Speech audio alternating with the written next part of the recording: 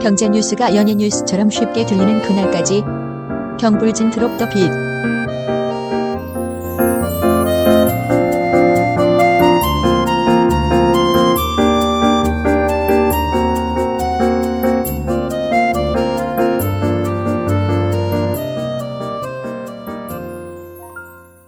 경제브리핑 불편한 진실 8월 29일 순서 시작하겠습니다. 오늘은 토요일인데요. 네. 저희가 오래간만에 경불진 책방 순서를 준비했어요. 아, 빵꾸가 많이 났군요. 예, 빵꾸 내신 분들이 몇 분이 계셔가지고 급하게 준비를 했습니다. 일단 어떤 얘기를 드릴 건가 하면요. 아마 경불진 애청자분들은요. 요 사실 다 알고 계실 거예요. 구글이 디지털 도서관을 만들고 있다. 네. 뭐 다들 아시죠? 세상의 모든 책을 모두 디지털화 하겠다. 이 구글이 2004년부터 야심차게 추진하고 있는 그 사업 아닙니까? 그런데 여기에 이상한 점이 하나 있어요. 네. 뭐냐면요. 초창기 때 그러니까 2004년에 구글이 이 사업에 대해서 공개적으로 발표를 하지 않았었습니다.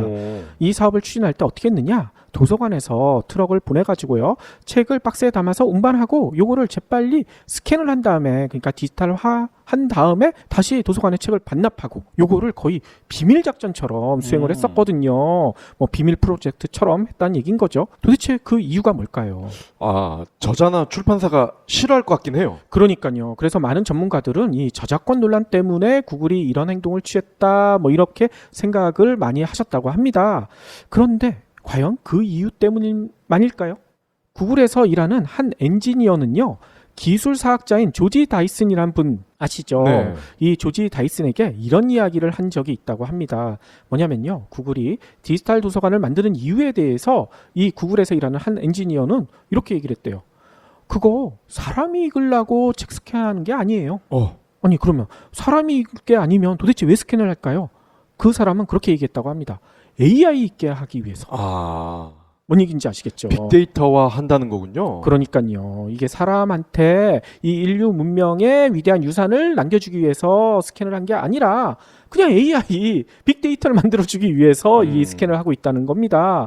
그러니까 이게 좀 말이 되지 않습니까? 네. 구글이 이 프로젝트를 비밀리에 진행했던 이유, 이거 AI를 위해서 이거 하고 있다 발표를 했다가는 얼마나 비난을 많이 받겠습니까? 하긴 이렇게 디지털화 한다고 해서 사람들이 볼 것 같진 않아요. 그러니까요. 진짜 인류 지식의 보고조차 구글에게는 기계를 훈련시키는 이런 재료에 불과했다는 사실이 이게 들통이 난다 하면 엄청난 비난을 받게 됐겠죠. 그런데 이 같은 놀라운 주장 어디서 나왔을까요? 바로 오늘 소개할 책에 담긴 내용이더라고요. 네. 뭐냐면 책 제목이 아주 기발합니다. 생각을 빼앗긴 세계. 반비 출판사에서 펴낸 책이거든요. 그런데 이 생각을 빼앗긴 세계 제목이 아주 의미심장하지 않습니까? 이게 지난 화요일 날 얘기 드렸던 내용과 또 일맥상통할 것 같아요. 화요일 날 이런 얘기를 드렸었죠. 생각하지 않는 사람들 때문에 악의 평범성이라는 한나 아렌트가 주장했던 그런 황당함이 생겨났다. 이런 설명을 드리지 않았습니까? 정광훈과 그 일파의 행동이 광신도 혹은 나치와 비슷하다 이 이야기도 드렸었고요. 스스로 생각하지 않고 위에서 시키는 대로 뭐 유튜버가 하라는 대로 정광훈이 시키는 대로 하다가 코로나 재확산이라는 참사를 일으켰다는 얘기 화요일날 많이 설명을 드렸었죠. 그렇죠. 그러면서 경제랑도 연결이 된다. 그러니까요. 이 광신도의 맹목성 요거를 이끌어낼 수만 있다면 기업 입장에서 어떻게 되겠습니까? 손 안 대고 코 푸는 격으로 기업 경영을 매우 쉽게 할 수가 있지 않겠습니까? 네. 그래서 스타벅스나 애플이나 나이키나 코카콜라 이런 데들은 소비자들에게 그냥 이렇게 얘기를 해요. 아유 생각하지 마. 우리가 알아서 잘 만들게. 그냥 우리 것만 쓰면 너 진짜 셀럽이 될 수 있고 인싸가 될 수 있어. 이렇게 설명하지 않습니까? 그렇죠. 그래서 이들 제품에 광신도가 생기게 되고요. 뭐 새로운 제품 나오면 그 앞에 며칠 밤 줄을 서는 이런 기현상도 벌어지고요. 그런데 이런 현상이 벌어지는 게 앞서 살펴본 것처럼 생각을 안 하기 때문이다. 이런 지적을 드렸었죠. 그런데 생각을 빼앗긴 세계 이 책에서는요. 이렇게 소비자들이 생각하지 못하게 하는 또 다른 분야가 있다. 이런 놀라운 주장을 하고 있습니다. 네. 또 다른 분야가 뭐냐? 아무도 묻지도 따지지도 않고 가입하셨다고요? 정말이에요. 제가 가입한 보험인데 뭐가 보장되는지 하나도 모르고 있더라니까요. 제대로 가입했다고 생각했는데 보상금이 너무 적게 나왔다고요. 정말이에요. 두꺼운 약관을 읽어봐도 모르겠고 보험은 너무 어려워요. 걱정 마십시오. 마이보험 체크가 도와드립니다. 보상받을 때 어떤 서류가 필요한지, 얼마나 보상받을 수 있는지 이미 가입된 보험 상품도 분석해주며 전문 설계사가 20여 개 보험사의 다양한 상품 중에서 당신에게 가장 유리한 것을 추천해드립니다. 1800-7917 마이보험 체크로 지금 전화주세요. 1800-7917 인터넷 한글 주소 마이보험.com 또는 카카오톡에서 아이디 검색 마이보험을 친구 추가하여 상담하실 수 있습니다. 또 다른 분야가 뭐냐? 가파라고 아시죠? 가파. 예. 저번엔 마가더니 이번엔 가파예요? 그러니까요. 네. 이 가파 뭐냐면 구글, 애플, 페이스북, 아마존. 이 앞자를 딴 겁니다. 아무튼요, 이 가파 뭘 갚느냐라고 얘기하시는 분들도 계실 텐데 이 세계적인 IT 기업도 아닙니까? 근데 이 IT 기업들이 우리가 알게 모르게 우리에게서 생각을 빼앗아가고 있다. 이 책에선 이런 충격적인 주장을 합니다. 뭐 아무래도 알고리즘 추천 뭐 이런 거 아니겠습니까? 그러니까요. 뭐 저자가 그런 주장을 이 책에 자세하게 설명하고 있는데요. 아니 그러면 이런 놀라운 주장을 하는 저자가 도대체 누군가 좀 궁금하시죠? 한때 미국을 대표했던 뉴 리퍼블릭이라는 잡지가 있다고 합니다. 네. 이 잡지의 편집장 출신이래요. 성함은 프랭클린 포어. 근데 이 분은요, 언론 현장을 직접 누비면서 경험했던 가파의 만행, 만행이라고 표현을 하더라고요. 만행을 책을 통해서 고발을 하고 있다고 합니다. 이 디지털 기업들에 의해 언론의 본질이 무너지는 이 참담함, 이 편집장을 직접 하시면서 경험을 했다고 책에 써놓고 계세요. 그래서 이를 극복하기 위해서 발버둥도 쳤다고 합니다. 하지만 실패를 했고 그래서 이 실패한 경험담을 이 책에 담고 있다는 거죠. 현재도요. 이 책뿐만 아니라요. 뉴욕타임즈, 월스트리트 저널에도 이 가파의 만행을 고발하고 있어요. 그럼 이 만행이라는 게 뭡니까? 저자에 따르면요. 가파는 반독점법 전통을 자랑스러워하는 미국에서도요. 유일하게 아니 이 4개의 기업이니까 유일이 아니죠. 유사하게 독점을 인정받는 기업들이라고 합니다. 이건 이해가 되시지 않습니까? 그렇죠. 각자의 대표 영역에서 대체제가 있습니까? 대체제가 아예 나오지 못할 정도로 시장을 장악하고 있는 그런 기업들 아닙니까? 그래서 이런 일까지 벌어진대요. 보통 이런 독점에 대해서는 어느 정도 허용해 주자는 측인 공화당 친기업 성향이기 때문에 보통 그런 얘기들 많이 하죠. 그런데 이런 공화당에서조차 이 가파의 성장세 그리고 독점을 확대해가는 그 모습이 너무하다. 이 고삐를 좀 잡아야 된다. 이런 얘기가 나올 정도로 이 가파의 위력이 점점 더 커지고 있다. 이런 얘기가 나오고 있다는 겁니다. 예.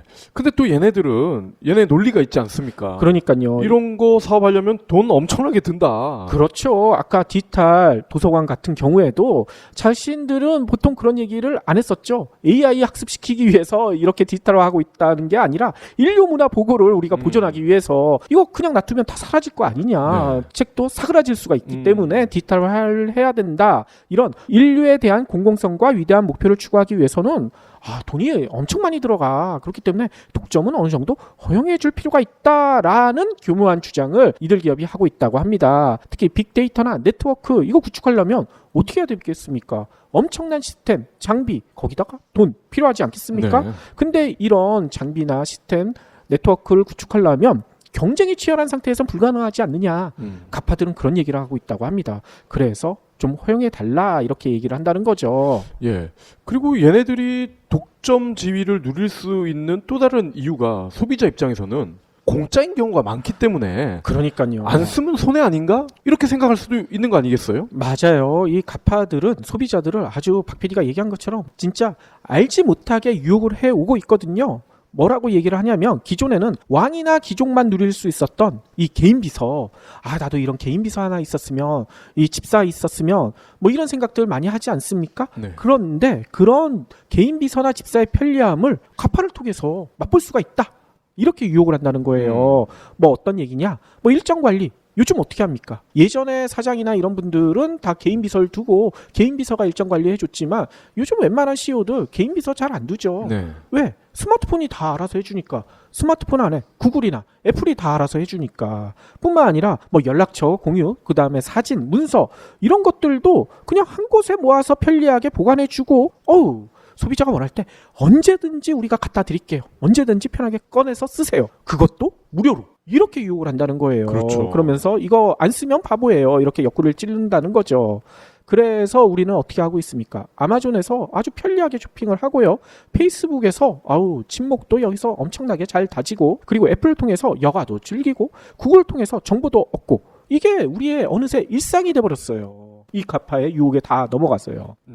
근데 사실 이게 공짜가 아니잖아요. 그러니까요. 우리는 얘네들한테 데이터를 주고 있잖아요. 맞습니다. 박 PD가 지적한 대로 우리의 개인정보 얘네들이 그냥 공짜로 준다는 유혹에 넘어가서 우리는 그냥 인지하지 못하는 사이에 다 털리고 있다는 겁니다. 이게요 뭐냐면 우리의 어떤 활동을 했는지 개인정보 요 자체가 어떻게 되겠습니까? 이들 가파 기업들의 밥벌이인 빅데이터로 변신한다는 겁니다. 이 변신한다는 사실 이 똑똑하신 경불제 애청자분들은 다들 알고 계실 거예요. 실제로 저자인 프랭클린 포어는 이렇게 얘기합니다.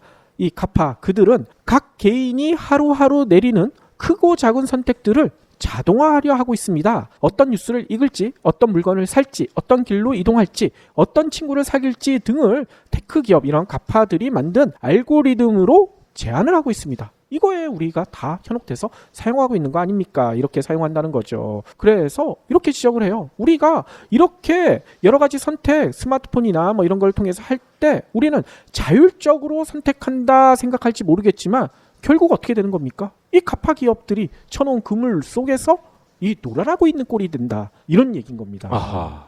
그런데 소비자들은 이 사실을 잘 모르고 있다. 그러니까요. 모르는 사이에 이게 다 넘어간다는 거죠. 그러면서 포어는 더 나아가서 이렇게 얘기합니다. 이런 가파 4개 기업들은 지금 개인성, 개별성을 무너뜨리고 있는 중이다. 이들이 만든 기기나 웹사이트는 개인정보를 보호하지 않는다. 이거 다들 알지 않습니까? 이 페이스북이나 구글에서 개인정보 유출 때문에 한때 난리가 많이 나지 않았습니까?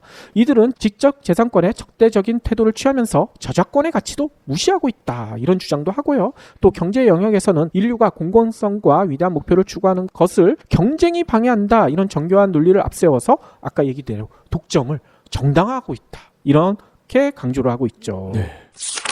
그런데 가장 큰 문제는요. 우리가 편리성을 위해서 가파에 매몰되면서 이용하는 사람들이 생각을 잃어버린다는 이 점인 것 같아요. 과거에 우리가 보통 자기 전화번호뿐만 아니라 부모님 또 가족 전화번호 충분히 다 외우고 다니지 않았습니까? 네. 근데 요즘 이거 물어보면 외우시는 분이 거의 없어요. 내 번호도 잘 기억이 안 날 때가 있죠. 그러니까요. 예. 또 가족들의 생일 이것도 다들 외우고 다녔었는데 이거 대부분 다 스마트폰이 있으니까 이거 안 외우고 다니지 않습니까?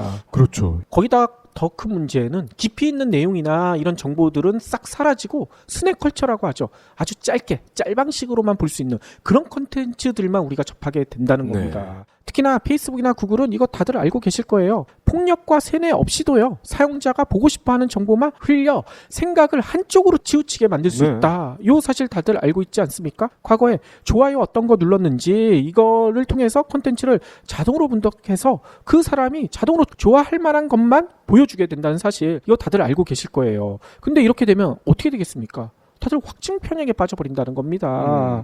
그런데 이게 이렇게 확증 편향에 빠져버리는 가장 큰 이유가 이런 가파 기업들이 가장 좋은 서비스다 얘기하고 있는 추천 서비스. 이 추천 서비스 때문이라는 거죠. 예. 물론 교보문고라든지 예스24 같은 경우도 베스트셀러 순위가 나오잖아요. 그렇죠. 예. 근데 물론 그 책들이 나쁜 책이다 이런 건 아니지만 다른 이야기를 하는 책들도 많이 있음에도 사람들은 베스트셀러만 읽으려고 하다 보니까 다른 쪽에 있는 이야기는 모르게 되잖아요. 그러니까요. 실제로 이 저자는 아마존의 사례를 많이 강조를 하더라고요. 아마존이 우리나라에서는 그렇게 책 시장에서는 위력이 없지만 미국은 거의 출판계를 다 휘어잡고 있지 네. 않습니까? 그래서 아마존이 미국 책 시장에서 베스트셀러 감별사 역할을 한 지 오래다. 이렇게 주장을 해요. 왜? 아마존에게 반항하는 출판사들도 과거에는 있었다고 합니다. 그런데 아마존은 이런 출판사들의 책을 어떻게 하느냐? 알게 모르게 노출이 되지 않도록 이렇게 조작을 한다는 거예요. 그런데도 소비자들은 이들이 제시하는 방향을 뒤따르면서 아마존으로부터 베스트셀러를 추천받고 있다. 이런 착각에 빠지고 있다는 거죠. 아하. 이 밖에 생각을 빼앗긴 세계에서는요, IT 기업들의 숨겨진 비사, 그리고 독점 논란, 뭐 이런 흥미로운 이야기가 가득 담겨져 있거든요. 애청자 여러분들도 한번 읽어보시면 좋을 것 같아요. 예. 그럼 이 책을 보면 여기에서 벗어날 수 있는 비결도 나오나요? 이런 생각을 하지 않는 세계에서 벗어나려면 어떻게 해야 될까? 이게 가장 중요하겠죠. 네. 당연히 책에는 그 해법에 대해서 설명을 하고 있습니다. 요즘 밖에 나가기 좀 그렇죠? 집에서 보내는 시간이 정말 많아졌어요. 맞아요. 우리도 집에서 보내는 시간이 많아졌는데 인터넷이 너무 느려서 답답해요. 기가 인터넷 쓰는데도 그런데요. 공유기 때문에 그럴 수도 있어요. 어떤 거 쓰시는데요? 통신사에서 공짜로 준 거 쓰는데요. 오래돼서 그런지 속도도 느리고 멀리 가면 안 터지는 데가 많아요. 이번 기회에 림피스 벨로브로 한번 바꿔보세요. 엄청 빠르고 기능도 많아요. 이야, 대박이네. 빨리 사러 가야겠네.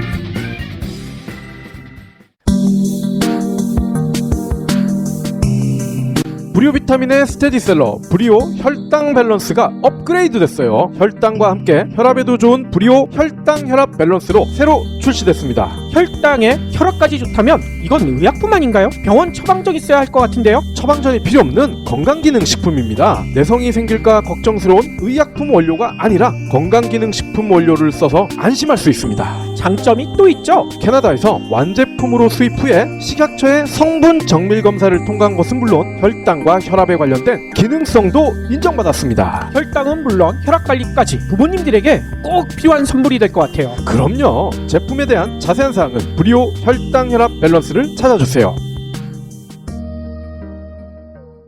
어떻게 하느냐? 가공되지 않는 생각, 그리고 종이책이 필요하다. 이렇게 강조를 하세요. 경제 시그널이 필요하다.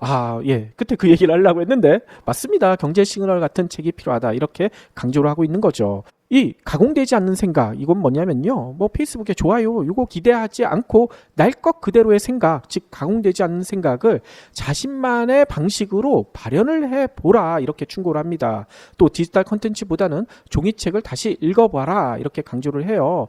왜 이렇게 하느냐? 인류의 모든 것을 남김없이 흡수해 버리려고 해도 종이책 읽기는 그들이 완전히 손에 넣을 수 없는 몇 남지 않은 영역이다.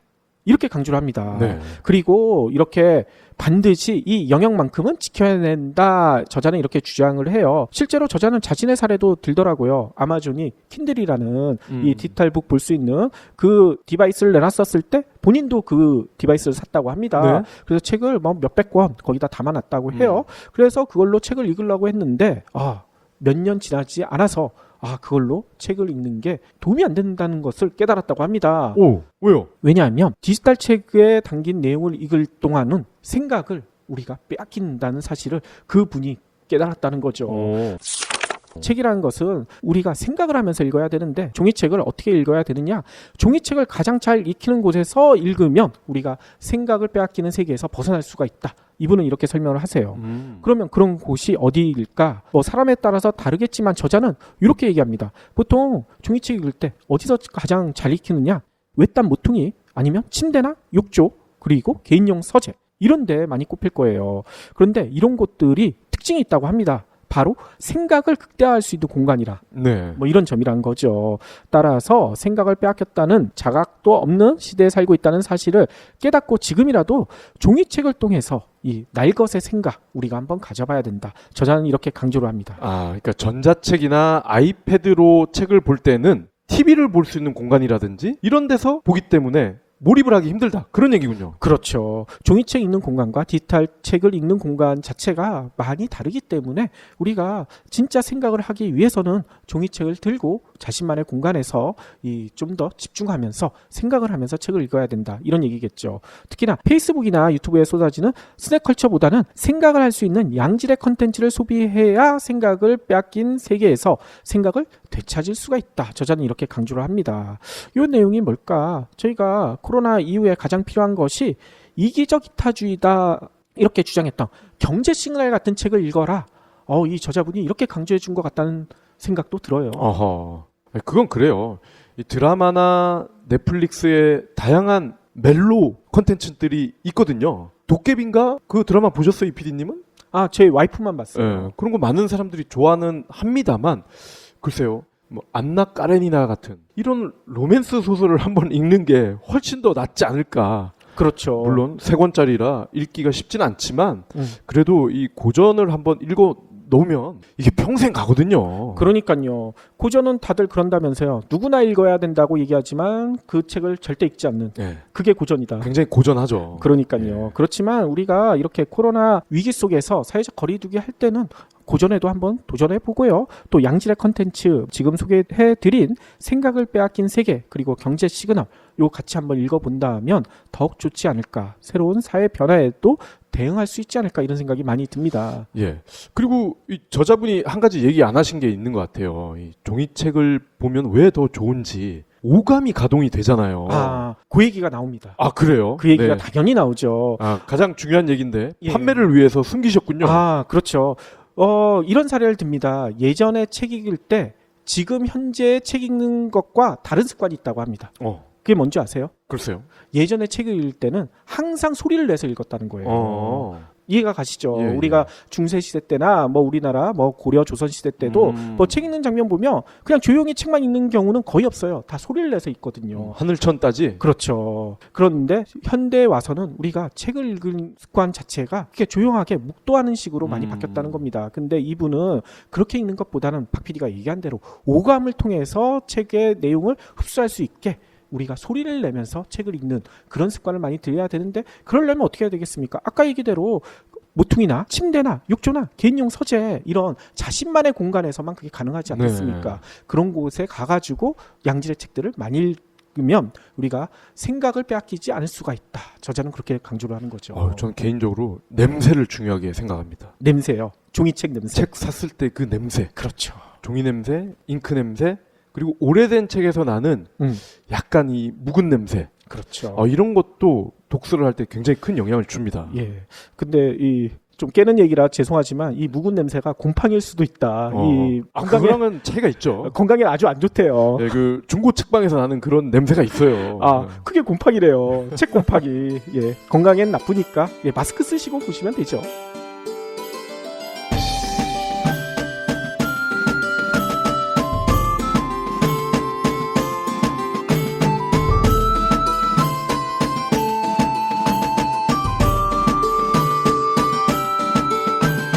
경불진 완주해주셔서 감사합니다. 하트 투척, 댓글 남기기, 링크 공유, 계좌 후원 등 경불진 두 PD에게 힘을 보태주세요. 더 좋은 내용으로 보답하겠습니다.